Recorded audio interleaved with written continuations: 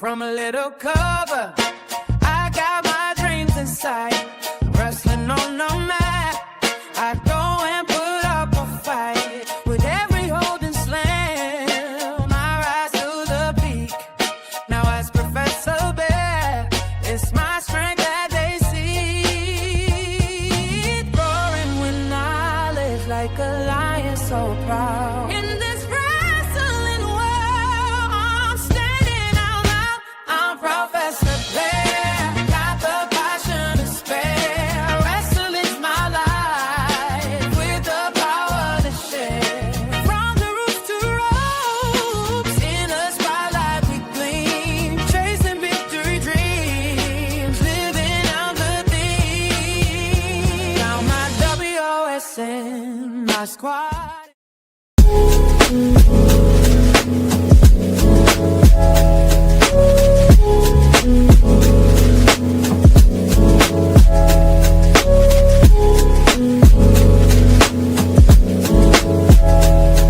Yeah. Hey, new beginnings on the cusp. Not too old to adjust. Old dog, new tricks. Remember, I was just a pup. Something dirty in my cup. Clean soul.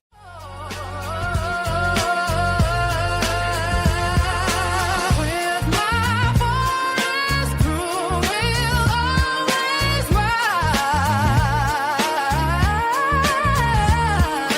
In the wrestling world, watch us claim the prize.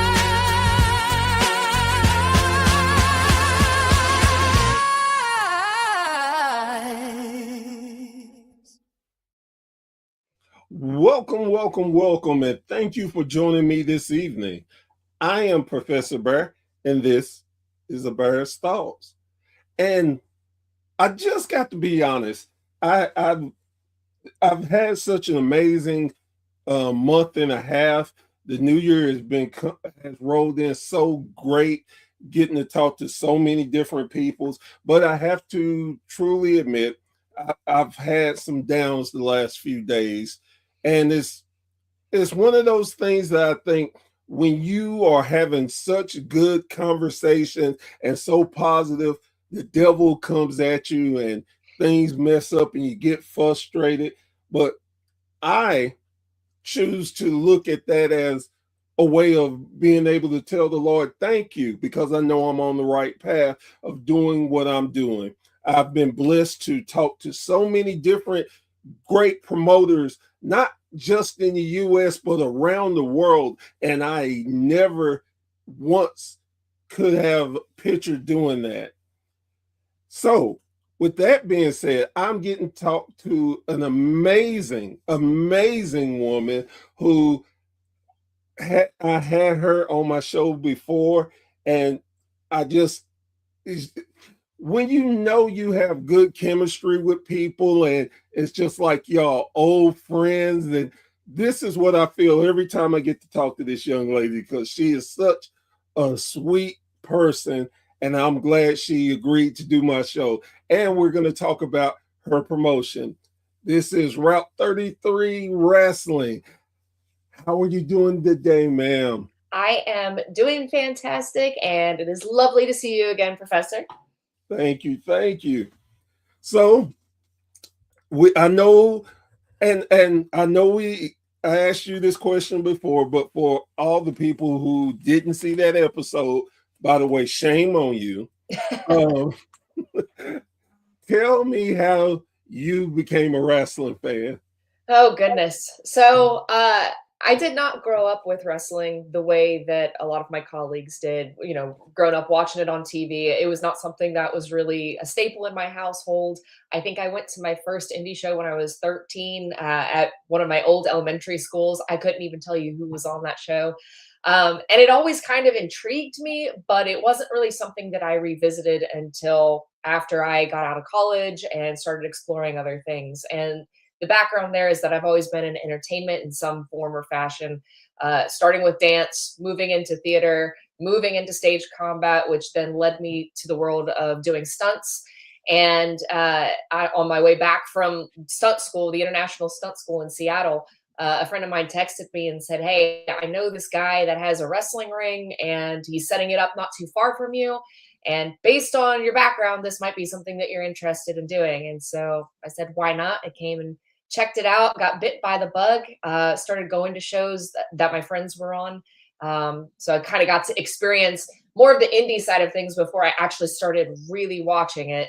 And it's kind of all history from there. Just kind of got sucked into it and never escaped. So, with that being said, how did you go from just watching and being entertained to being the boss lady that you are today? Oh goodness, that's an adventure and a half. So again, my friend said, I know this guy that has a wrestling ring, and so the situation there was a very informal training group. And I want to throw a disclaimer out there and say that training was a very loose term. I don't recommend doing it the way that I did it. At the time, I didn't know that schools were a thing. I just kind of thought this was something that people just kind of did underground, and there wasn't really any official training situation or whatever. So I kind of started, I learned the basics that way. And after some time, I ended up with an injury, non-wrestling related, that kind of took me out of the training situation for a while. And during that time, like I said, I had been going to shows with a lot of my friends, and filming them and doing press releases and stuff for them, kind of paying dues in a weird way. And I decided, after seeing so many shows and how things can be run regularly on the indie scene, I thought, things could be done a little better. We could see a little better marketing from people. We could see more professionalism, certainly. And it kind of led me to question, like, what is keeping people from running things the right way? And so during my injury, when I'm out of the ring, I had time to sit down and really plan this out and kind of think about it, and decided to start my own wrestling company. And we've been going strong ever since. That was in 2018. And I will say the boss lady moniker, I didn't start out with that. I actually, one of the wrestlers that I had on one of my earliest events, called me boss lady as he came through the curtain. And so I really looked up to him at the time. And so I decided, like, I'm just going to take that and make it my own. And, I feel like I've kind of grown into that a lot in the last few years, especially. But yeah, so it was kind of a different way of kind of getting my foot in the door of wrestling. But I think that kind of unique path has given me a unique perspective on how to run things too. So.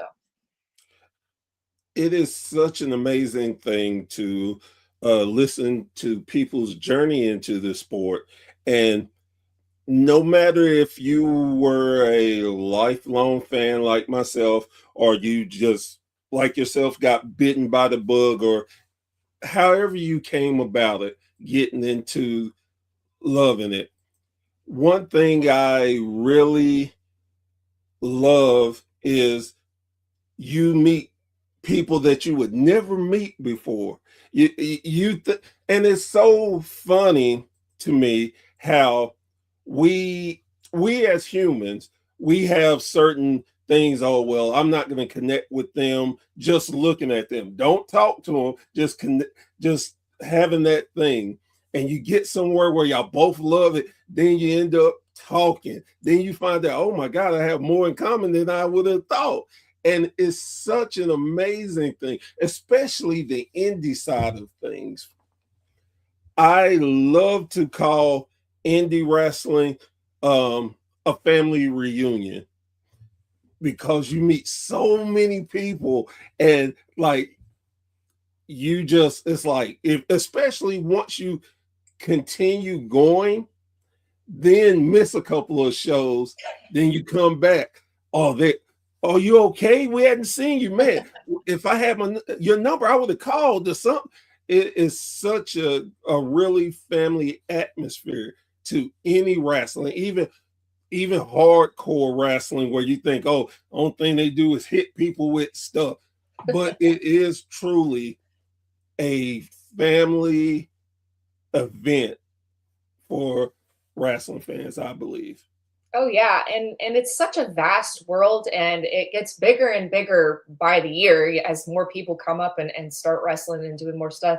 But it's also the smallest world ever at the same time. I am always shocked to see who pops up in my suggested friends on Facebook. People who are actively with WWE that we have like 25 mutuals with, who I never like. I'm not connected with this person, obviously, but that I would never have that mutual with had it not been for wrestling. And one of the things I find too as a theater person is that there's a lot of crossover lately between theater and pro wrestling. I have so many friends who they started like me acting, and they somehow found their way into a training facility and now are wrestling. And then we meet and we can, relate not only on wrestling terms, but also on theater terms. Um, and also the stunt world too. I mean, I think that kind of goes without saying for me, especially. But I remember my first stunt gig right out of stunt school was with a guy named David Van Tassel, who, if he's watching, hi David. Um, he's gone on to do stunt work for like Aquaman and like all sorts of big films and stuff. But he also got into wrestling and he started wrestling as well too. So it's kind of like it's a weird thing to see like all these different worlds kind of interconnect like some big crazy Venn diagram, and then suddenly you just know everybody. It is one of those things too that I enjoy to find out, wow, what brought you here? And it's so funny because it's rare where you honestly have people that have that same path as you. It's something totally different and unique. And it's, again, is something incredible. So when you decided I'm going to start this, what was the first thing that you said, okay, I need this? What was the first thing for you? Oh goodness, I have to think back on this. Well, I mean, I think the first thing was a name. And in this little informal training group that we had, there had been murmurs of starting a company before. So we had tossed out a few names before that nobody could really come to an agreement on. And so one of those was Route 33 Wrestling. And I really liked that because it was different from what you see everywhere else. Most of the time you'll see like the 3-letter acronyms, and a lot of them are the same. There's like 15 GCWs out there. And so, I kind of wanted to go different, on a different path from that. I wanted to stand out and also put myself on the map. So we are located literally right on Route 33. And that kind of, like I said, puts us on the map. It stands out because we got numbers in our name. And I don't know, it was kind of a cool way of starting. It felt very personal. It felt very local. The armory, excuse me, where we run our events had previously been used quite often for other indie events in years before we got there. And so it was kind of like almost a homecoming, but not at the same time. It was sort of like reclaiming this old territory that no one had been in for a while. And because it's such a small town and everybody knows each other, it does have that, family community feel. So I think the name kind of not only gave us our branding and put us on the map, but it also kind of started shaping the type of product that we were eventually going to put out, which is like very family friendly, very, very small business, down home kind of stuff. And so that's kind of where we started. And then after that, it became logistics all the time, figuring out, my biggest thing that I always preach on is paying people up front. That was one of the biggest complaints, and I'm sure you hear it all the time too from wrestlers. The hot dog and a handshake is the popular phrase.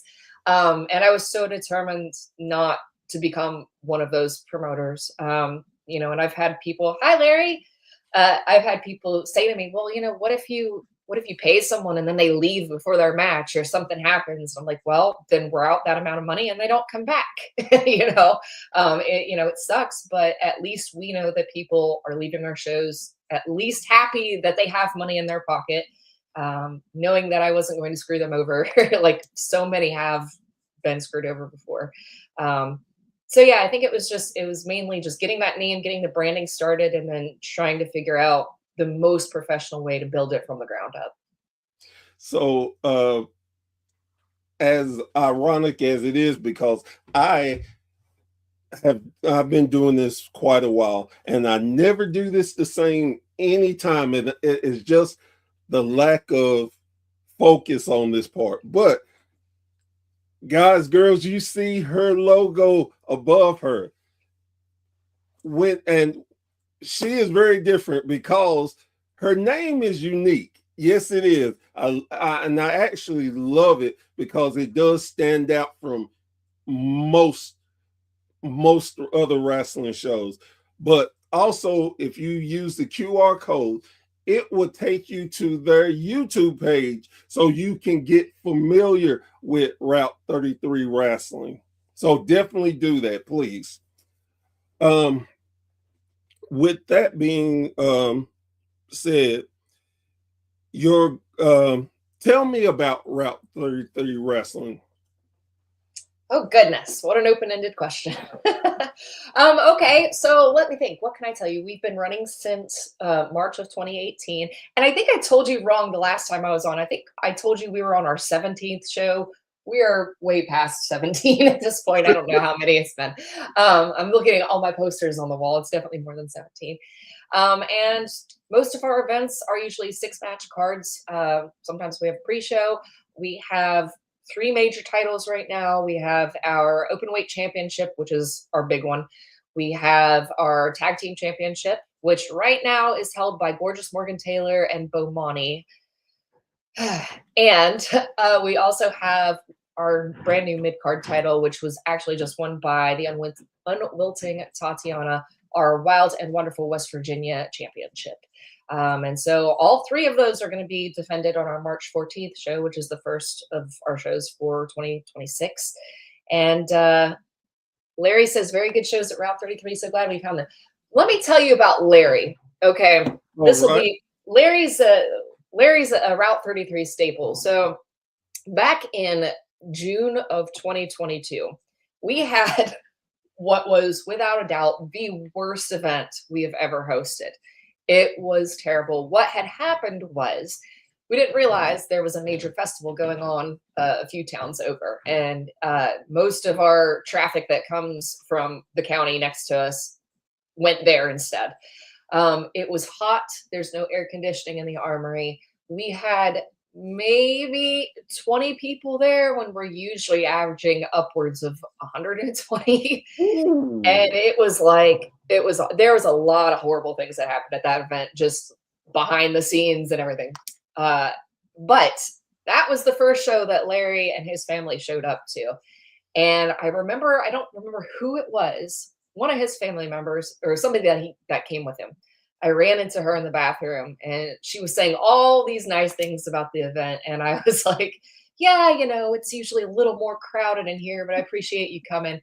And Larry said something to me on the way out about how much he enjoyed the event. And thank God he was there because he was the cheerleader for the night. He was so loud, clapping, carrying on. I was like, thank goodness we have some noise in here, But he said something to me on the way out about enjoying the event. And I was like, oh, thanks. Our next one is whenever it was.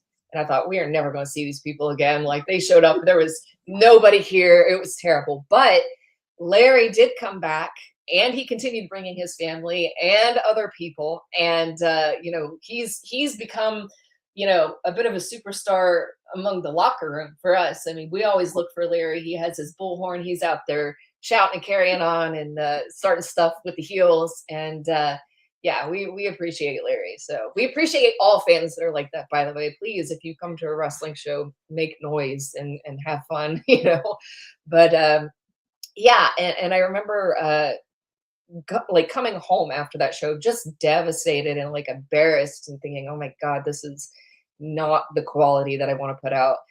And I remember my husband saying, like, you had a bad show. It happens. Like, we'll come back from this. It's not a big deal. And sure enough, next event, we had over 100 people there. We were back on track, and it has never been that bad since. So I guess we're doing something right. So, couple of things. Um, I love fans like Larry because, like you said, that they become a part of the show and basically a part of the crew because they bring that energy. You know, when he is there, you're gonna have some fun. He's gonna help hype the crowd. He becomes a part of the show.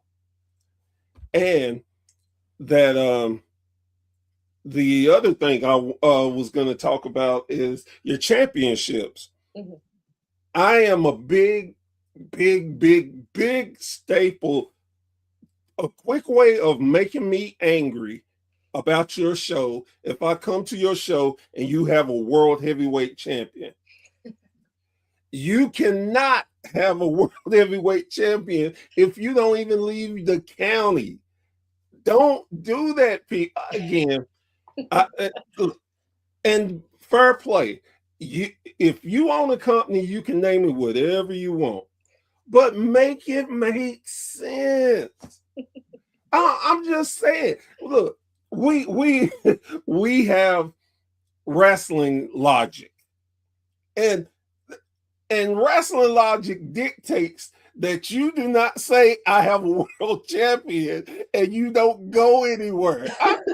It, it bothered me so bad, and luckily, knock on wood, I have not ran into any promotions that I've talked to that has a world champion because I will tell them, stop it, rename your championship. Oh my gosh, yes, and that actually came up a number of times when we were trying to figure out what we were going to do with our mid card title, and we threw a ton of ideas out, and we have a lot of friends in Ohio that we share talent with, and Maryland. And so we thought, well, this could be a championship that, we take to other places that can be defended other places. And we started getting into like the complicated like regions and like what would we call it? And like that state's not part of this region. So that doesn't make sense. Guys, that we're just calling it Wild and Wonderful West Virginia. It can stay in the state. There's other promotions here. But yeah, no, that also drives me crazy. I mean, it's like, okay, a world heavyweight champion that has only wrestled people in the immediate vicinity is not a world champion of anything. Yeah, I get it. I get it. I have to bring up your tag division because you know that I have my buddies, Grappling Inc. You know they're part of WSN. They're my family. I love them to death. And Brock is going to hate me for saying this. I know he is. But Brock, look, guys, I need the championship back. I need y'all to win those tag titles back. I understand, but look, you're making WSN look bad. We are the home of titles. Get us those titles. We need that gold. We need that gold. And see, now probably next time you see me, you're gonna put me in a headlock. But if it fires him up, it was worth it. Yeah. I mean, and I agree. Like, I mean, I don't play favorites or anything, but I will say Gorgeous Morgan Taylor and Bomani would certainly not be one of my favorite tag teams if I were to make a list of favorites. So yeah, we may have to do something about that. So what is your booking style? And when I ask that, I know a lot of bookers, they have the philosophy of storyline driven. And I was curious if that's the same way you book. Yes, in some ways. And I won't go into all the boring details about other logistics that come into play with booking. But I was actually just having a really interesting conversation about booking with one of my friends about how, in order to book high level individuals that we want to put in angles, it can be very challenging for a company like ours that's in the middle of nowhere, essentially, because those high level individuals are also in demand elsewhere in bigger cities like Columbus or Pittsburgh or Baltimore. And so if they have commitments in those cities where they're going to be in front of maybe a bigger audience, or maybe they're going to have more important eyes on them, or maybe it's a more prestigious, more well known promotion, you know, they're going to need to go to the prioritize those bookings. And so, you know, when somebody wins a title, it is me trusting them with the brand. And it is also me hoping that they will carry that brand through a lengthy storyline, hopefully, you know, which that can be hard to do long-term booking if those high-level individuals do have priorities elsewhere. And so, you know, it's kind of a lot of it is flying by the seat of your pants. We've had a lot of people that cancel on us last minute, and we have to kind of scramble and fill the spot. So those bookings tend to be, you know, a little bit last minute. But for when it comes time to talk about titles or major feuds or whatever, you know, I like to look at charisma is the biggest thing for me, I think. I like somebody that can connect with a crowd. And I also mean charisma, not just in like a baby face sense, but also, you know, a heel that can get people really mad, you know, and put them against that baby face that people just fall in love with. You know, we want obviously people who are technically sound and, you know, that I can trust to put in the ring and not hurt somebody. You know, we want people who represent Route 33 wrestling even when they're not here. And that can be kind of a tricky thing to talk to people about because, you know, at the end of the day, wrestlers are contractors. You know, they're here for their match and, you know, they'll come back for other bookings, but, you know, I can't tell them what to do when they're not here.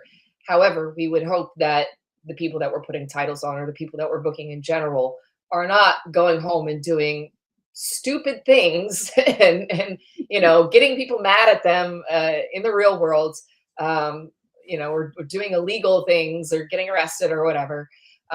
So, you know, in some ways we do look for that as well. Just, you know, real life professionalism. Who can I trust? It comes down to who can I trust. And in terms of literally booking, my husband and I are actually collaborating a lot more now. I told him, I said, man, I have too much on my plate.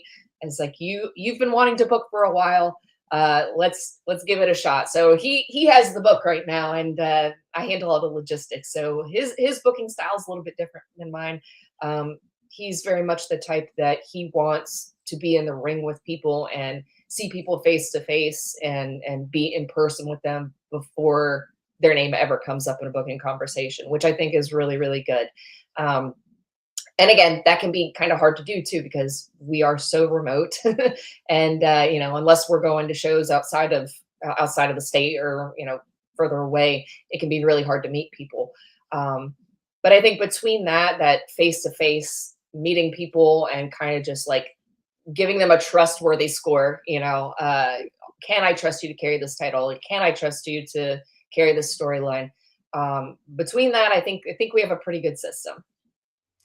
So it's good that you brought up letting your husband help because I had talked to previous guests and we were talking about everything they had to do, and one of the things that I keep hearing constantly is have people around you that you trust, have a great team, because if you continue trying to do it yourself, you're going to hit the wall. Oh, yes. Yes, indeed.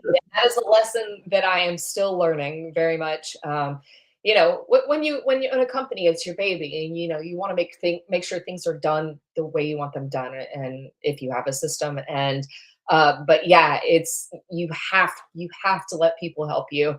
And one thing I will say is, like, yeah, there's a lot of sketchy individuals in the wrestling world, but for every sketchy individual, there's like 5 awesome people. And I would list off the huge list of people that I have that help me, but I won't, because I will forget somebody and inevitably offend someone. But yeah, I've had so many wonderful people around me, from the very beginning that have just been so helpful. And it can be really hard for me to accept help too, because I'm very much the type of person that, again, is like, I want you to be given something for your time. I don't always have money to give you. It's indie wrestling. We're on a shoestring budget 100% of the time, but some people just want to be there to help. And I've kind of slowly relaxed a little bit and said, okay, yes, I will accept your help. I've started delegating responsibilities a bit, because I did start getting burnt out a few years ago. And it takes the fun out of it when you have to do everything by yourself. And so, that's where those wrestling friendships come in, though. That tight knit family kind of feeling. It's always nice to know people have your back. With that being said, how far out do you, well, now your husband, how far out do y'all like to do booking? I always kind of have a long-term vision, at least for the titles. I like to kind of have an idea, at the start of the year, like, who do we really want to push this year? Who deserves those spots? Who can really take things and run with it? And we usually sit down and come up with a list of like people that kind of fit that bill, and then we'll start tossing ideas around. Be like, okay, who would be interesting to put in the ring with them? And a lot of the time, the story comes out of that, or the feud comes out of that. And also, we collaborate a lot with the wrestlers themselves. I am always open to creative input. And I think that's really important, because the wrestlers are the ones that are physically getting in there and putting their bodies on the line. And so I think it's important to let them also have a say in who they're working, and what's going to happen and how we're going to do things. In that regard, I look down the line as far as I can. Again, because of the availability of certain wrestlers, a lot of people get booked up super, super fast. And those tend to be the people that I want on my show, the ones that are in high demand. But it kind of depends. There's, I could book an entire year if I wanted to, but inevitably people will drop out, or things will change, or somebody will be accidentally double booked. And so it'll end up getting rebooked anyway. And then when we have situations like we did this past December, when there was a blizzard happening during our show, and somebody had the stomach flu, and then a bunch of people got stuck and couldn't make it, we had to scramble. So there was a lot of last minute booking there. Interesting story. I have to share this because this was crazy. Our December events are the last event of the year. And we usually use that to kind of throw storyline to the side and randomize our opponents and randomize stipulations. And it's usually just a pretty fun, lighthearted, crazy night. And I was determined to have this event. There were warnings about snow, but we weren't sure if it was going to hit us or not. And so we got people in the door. Like I said, a few people canceled on us. We had the show, and then we went outside after the show, and there was a foot of snow, and it was still pouring down. And so I had decided, normally I ask people to stay if they can to help tear down. But I said, listen, when you're done with your match, if you don't have anything else, get out of here, go home. Because a lot of people were driving, a good few hours at least. So we get everybody out of there. And like I said, the snow's pouring down. My husband had to go plow snow for the city because he works for the city.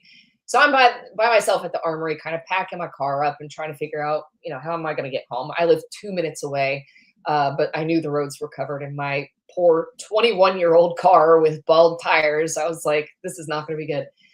So I'm getting ready to walk out the door, and my husband calls me, and he says, hey, Smarty Marks, one of our referees, is on his way back to Spencer. I said, uh-oh, that doesn't sound good. He said, yeah, he was coming down the bypass and ended up doing an unintentional 180 in the snow. And he decided, you know what, this is a sign that I need to go back to Spencer. So he's eventually made it back, and he ended up crashing with us that night. And the next day it was the ice and the snow, it was ridiculous. And I got a number of messages overnight from people who left the show saying, hey, we pulled over in Ripley, or hey, I stopped somewhere for the night because it was so crazy. So thank you to all of you who came to the show anyway and risked life and limb for us.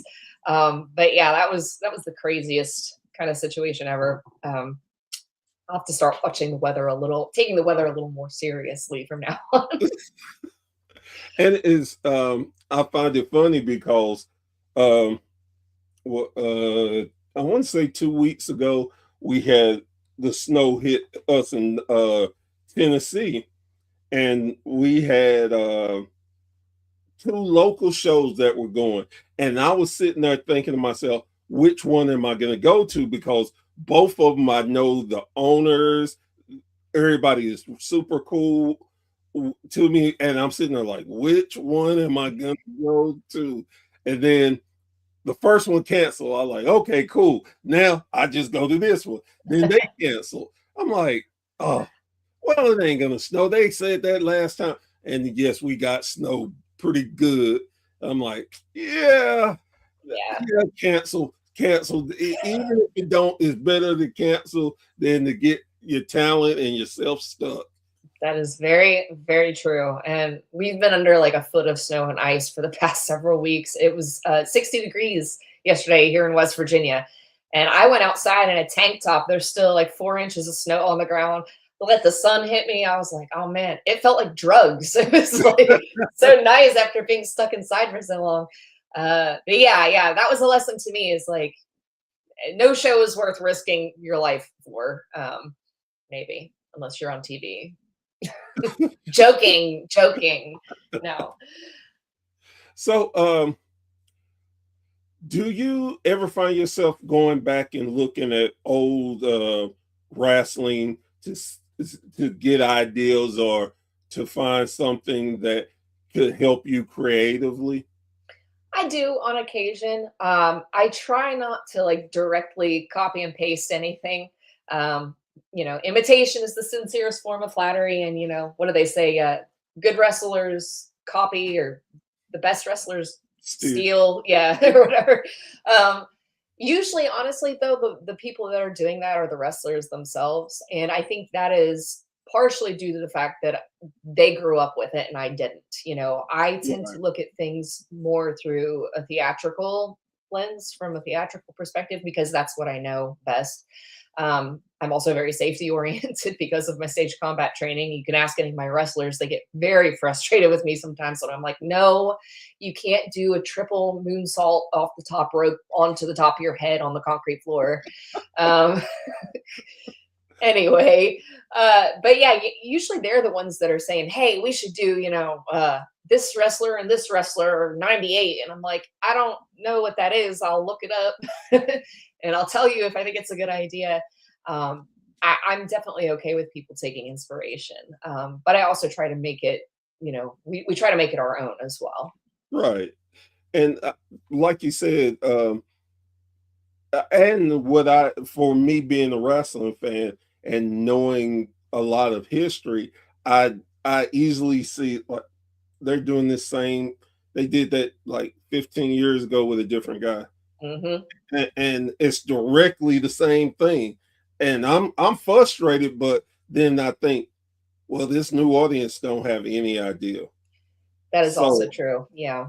and you can reuse it, but like you said, put a spin on it. You don't have to copy and paste. Put something modern with it.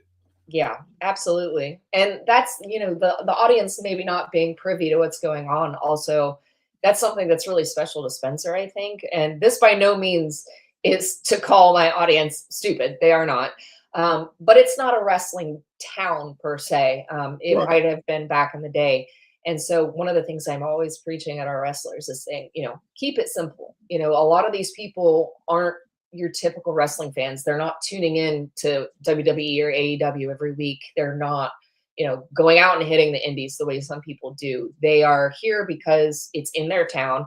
They have kids. They want to get out of the house for a little bit. And, their kids want to see somebody do a backflip and get punched in the face and fall down. Like, keep it big, keep it simple, keep it exciting. Uh, It doesn't have to be super complicated, nuance, crazy stuff. Again, taking something move for move from a pay-per-view you saw 10 years ago, because that's going to be lost sometimes on the audience. And I think the biggest thing for us, and every audience is different, but I think the biggest thing for us is just the spectacle and character. Those are the two biggest things that our crowd connects with. And it's an amazing thing that you said that, because something in my personal life, I say to my wife and my kids all the time: know your audience. If you know the people that's in front of you, then you'll be able to know your strong points and your weak points. So Mhm. you're not wasting your time doing something that maybe to you is the greatest thing of ever, but to the people that really matters, to the fans, they're like, what the hell did I just watch? Right. And I think that's also a conversation that a lot more promoters should be having with their locker rooms directly. Like I said, I'm one to give a lot of creative control away, because I want the people that are physically involved in what's actually happening to have a say. But also at the same time, we get ideas pitched to us sometimes, and I'm like, that is not going to work for our crowd.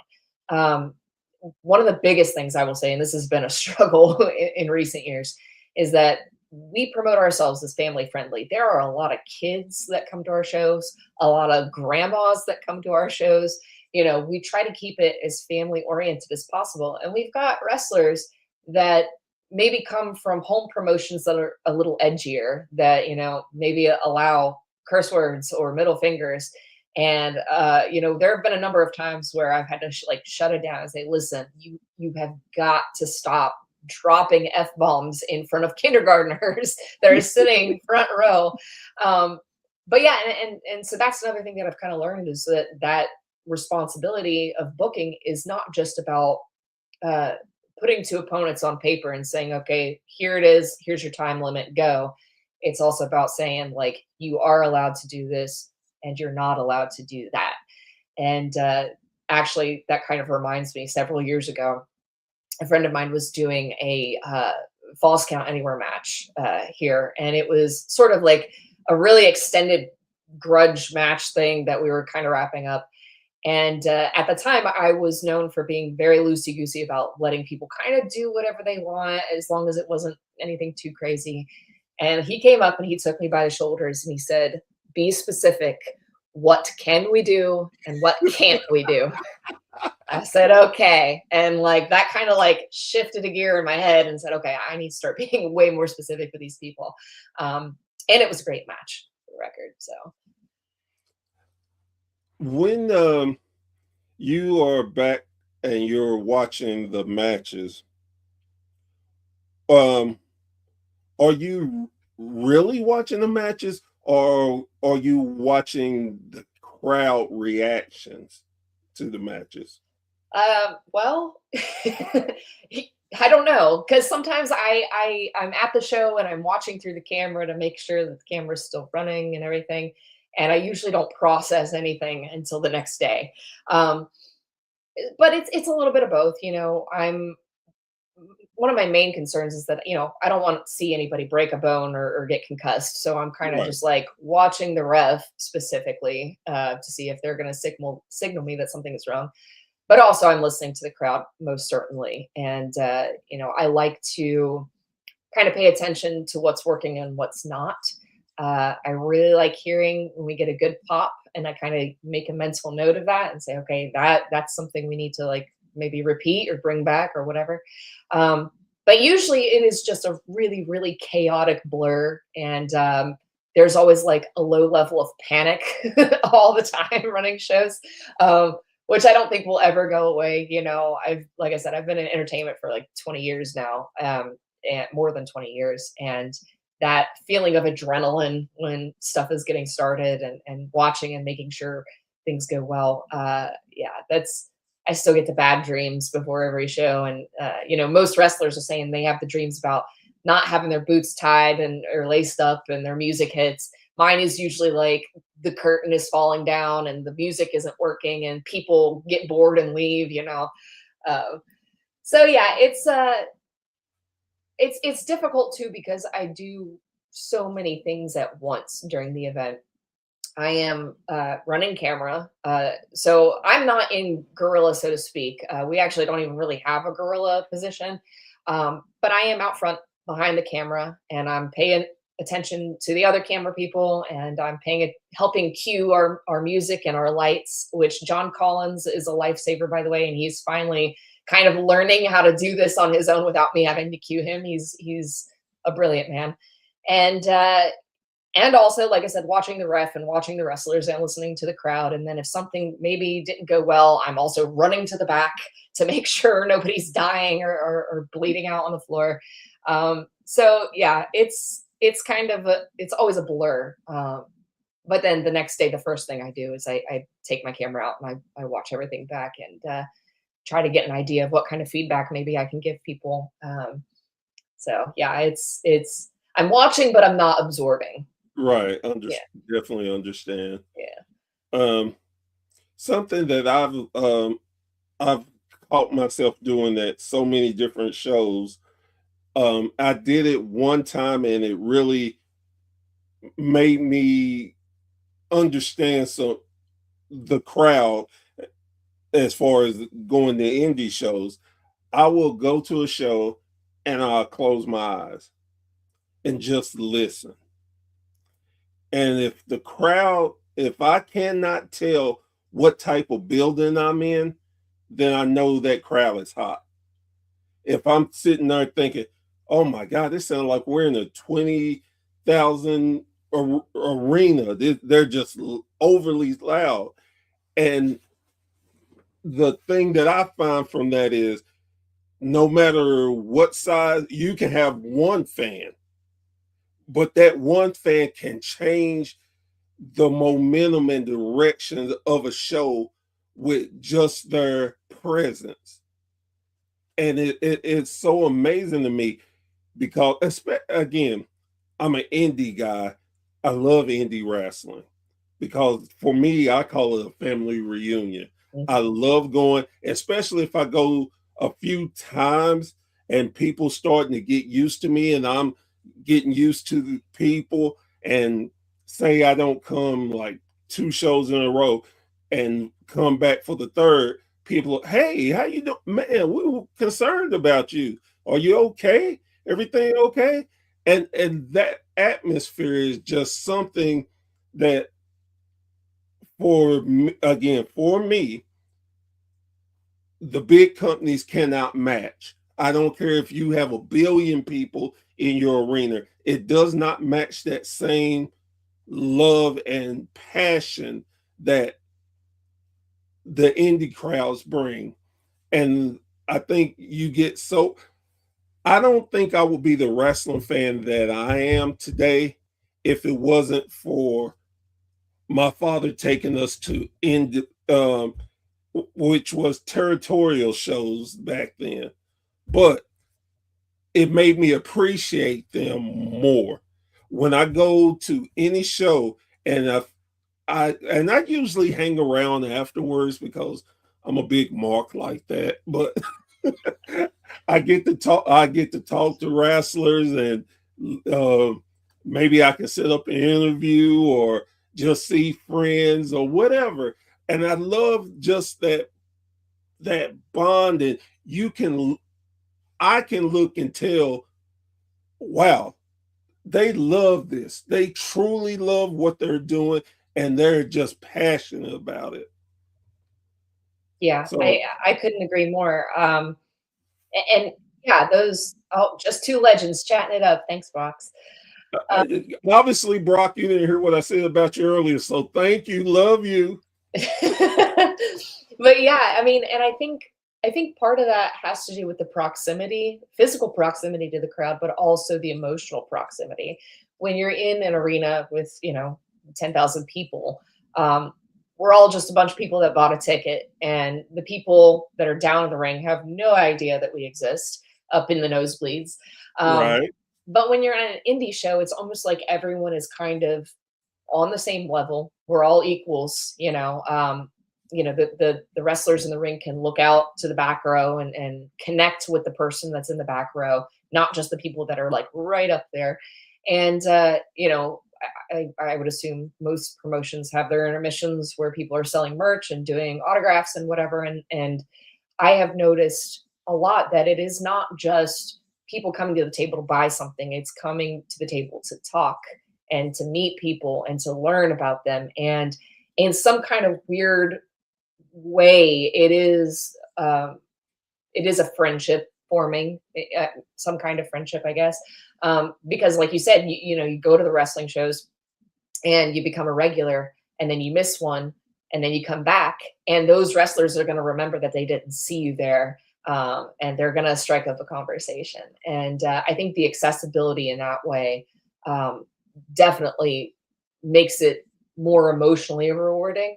I also think it's interesting what you said, closing your eyes and just listening. I have only had that experience twice in running my own events. And those two times were when I was behind the curtain instead, because I was going to be working a match. And it's, the setup at the Armory is not good enough that we can have a monitor in the back. Usually it's one of us peeking through the curtain and kind of like keeping an eye on things.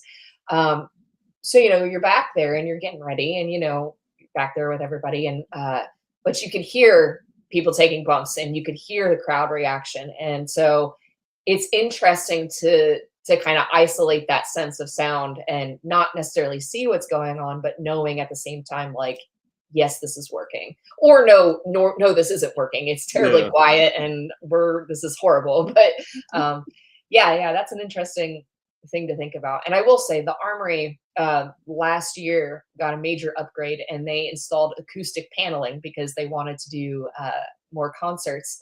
And normally that would be great, but for us, it really quieted things down.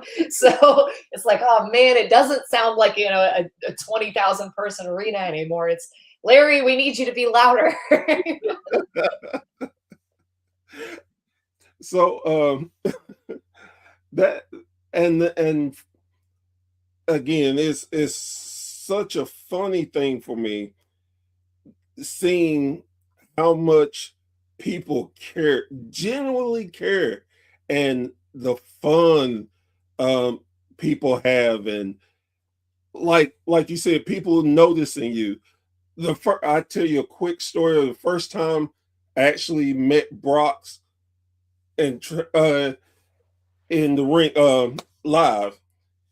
Him and Troy were wrestling the Country Gentlemen, and we were in Kentucky, and I'm just sitting with a friend of mine. He's an ex-wrestler, and we were sitting there watching, and AJ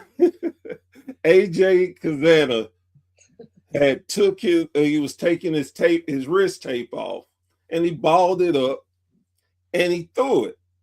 He threw it in my direction. Well, luckily enough, I caught it. My buddy sitting beside me, he's like, he threw that at you. He knows you.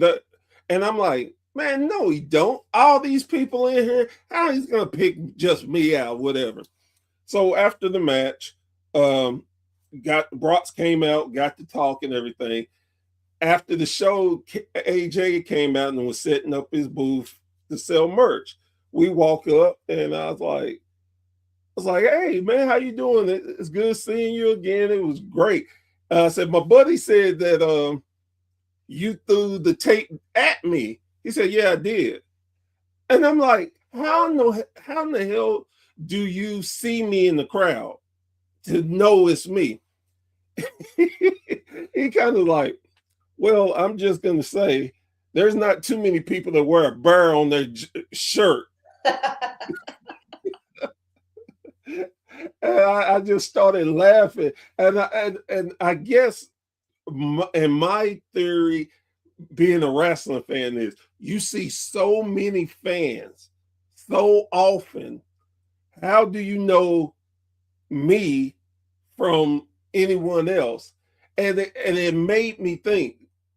And it's one of those simple, like, oh wow, they're human beings too. They see people, they know who they like to mess with. Just like in the crowd, probably another quick example was at a show, and the wrestler had a second. And the second he was doing this thing, messing with us in the crowd. Well, I had a few empty chairs beside me, and he came, sat down, and he gave me a little menacing look. And and in my head, I'm thinking, I know this is all not real, but he is really starting to piss me off.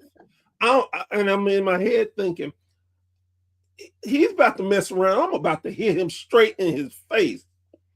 So the whole time I'm sitting there thinking, and then I heard him say something. He whispered something. I couldn't make it out. Then he got up, walked off, and started messing with more people in the crowd. Well, after the matches, I stayed around like I generally do, talking to different people. And he comes out the back and he walks up, Professor, man, I'm so glad you stayed. And I was like, he said, so you heard me? I said, I heard you, but I couldn't make out what you said. He said, I was trying to tell you to stay, don't leave after the show. He said, because I'm really a big fan of yours and I really wanted to talk to you. And I said, oh, okay. I said, that's cool. And he said, yeah, I wanted to tell you that, but I couldn't break kayfabe. So I had to come up with some reason to come near you. And I was like, I started laughing. I'm like, that's pretty cool. I said, look, you know that I'm smart in the business. I said, but I'm gonna have to tell you the truth. You pissed me off so bad I wanted to hit you.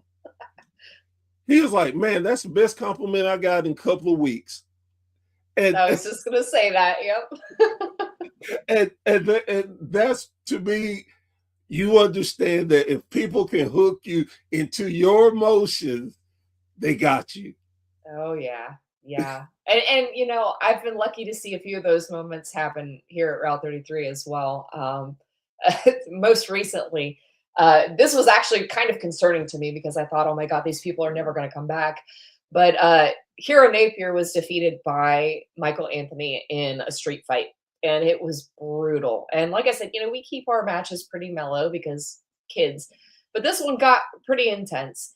And there were little kids sobbing in the front row, like tears streaming down their face, and their parents are standing there. And I'm like, we've just traumatized these kids. Like, they're never going to come back. They're going to have nightmares for the rest of their life. But they did come back because they had a connection, you know. And it's always funny to me on the flip side of that fan wrestler interaction.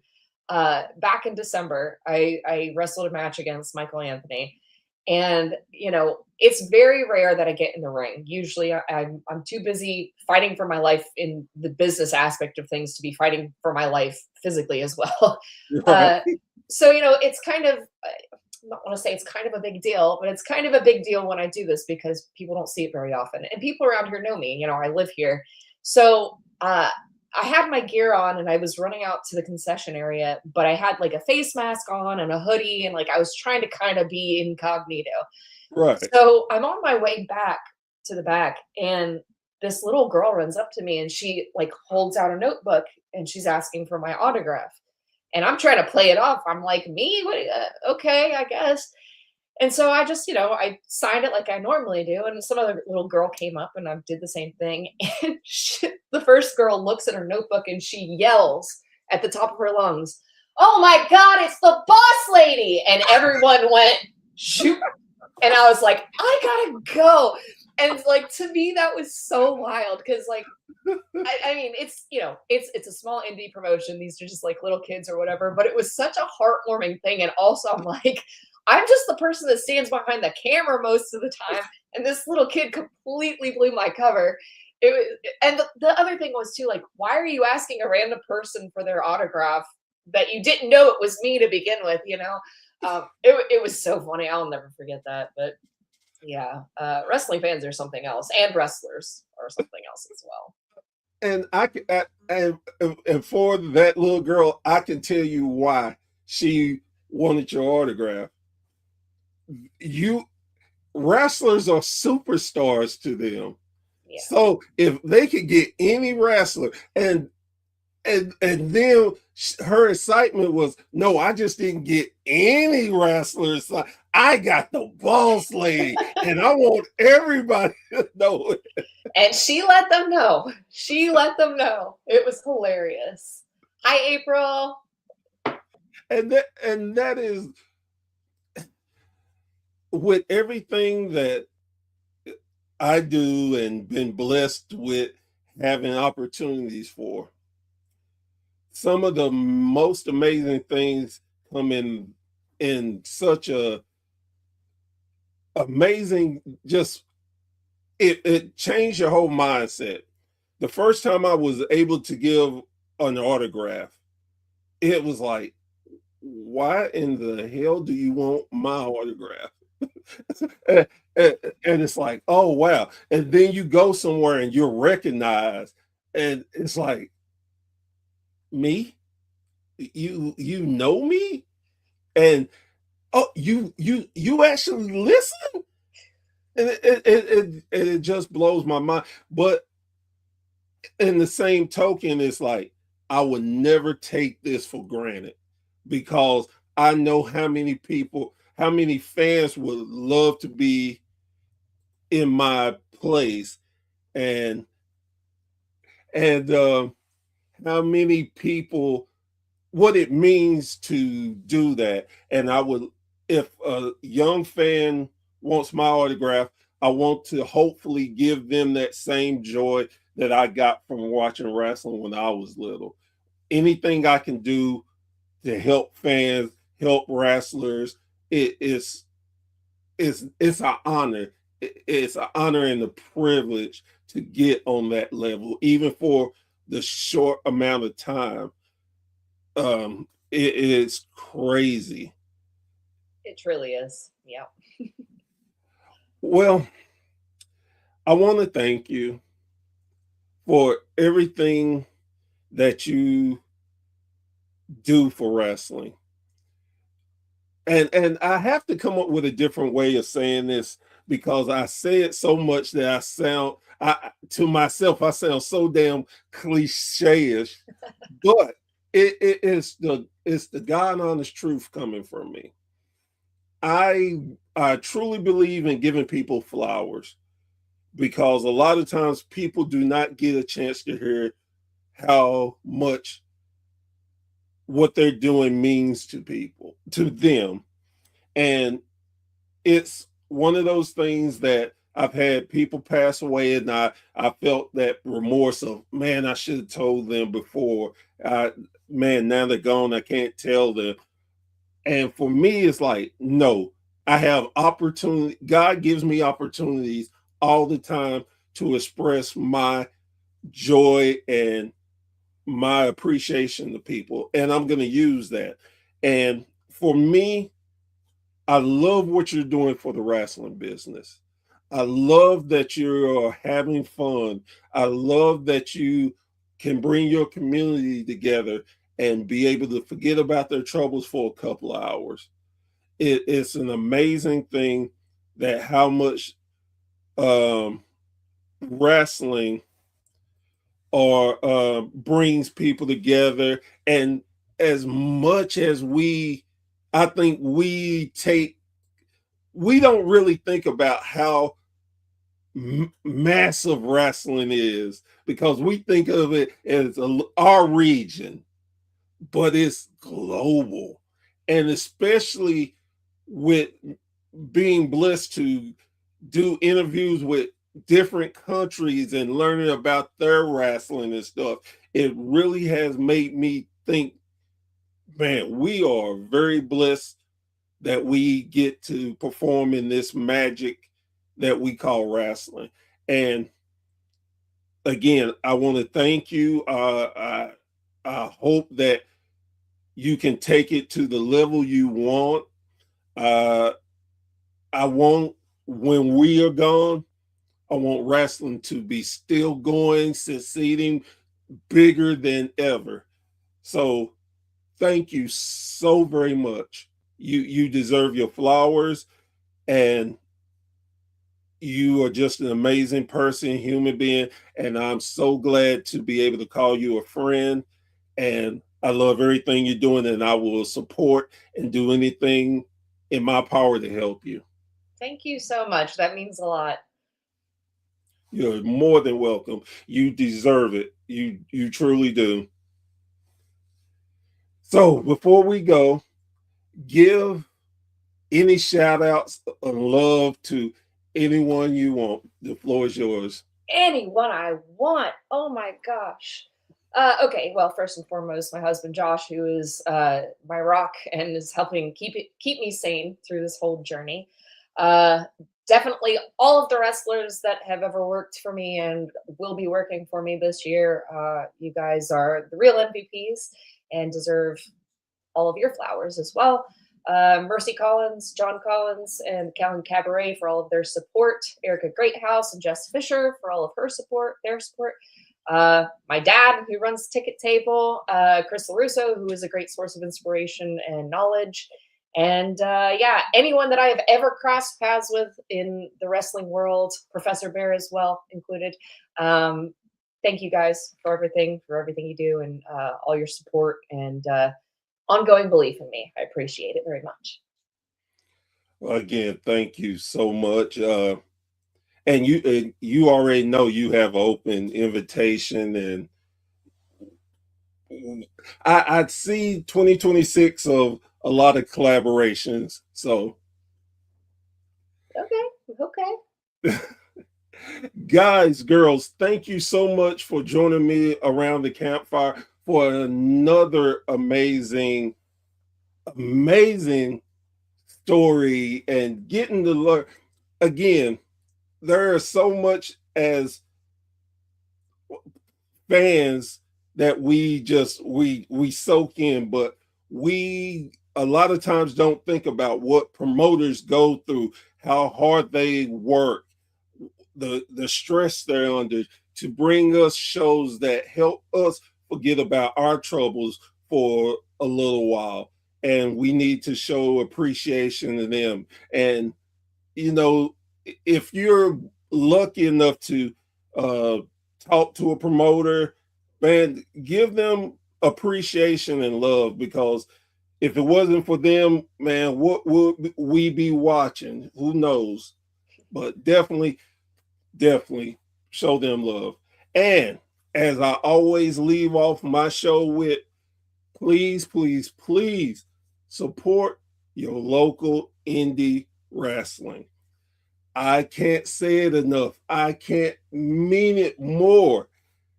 They really appreciate the support.